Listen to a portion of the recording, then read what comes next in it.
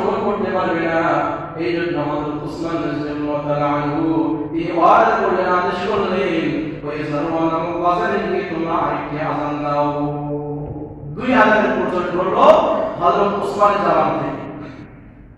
অনেকে শুধুমাত্র একটি আযান দেন। সাহাবী হযরত উসমান রাদিয়াল্লাহু তাআলা আনহু সুন্নাহকে তারা ছোট করে দেখে না। নবীজি জীবদ্দশায় বলে গিয়েছেন, আলাইকুম বিসুন্নতি ওয়া সুন্নাতিল খুলাফায়ে রাশিদিন আল মাহদিয়িন, তোমরা আমার সুন্নাতের উপরে আমল করবে, আমার খুলাফায়ে রাশিদিন হযরত আবু বকর সিদ্দিক, হযরত ওমর, হযরত উসমান এবং হযরত আলী সহ এই চারজন খলিফা যে সমস্ত আমল তোমাদেরকে করতে বলেন সেই সমস্ত সুন্নাহর উপরে তোমরা আমল করবে। নবীজির সুন্নাতের যেমন গুরুত্ব, চার খলিফার সুন্নাতের তেমনই গুরুত্ব, কোনো কমতি নেই।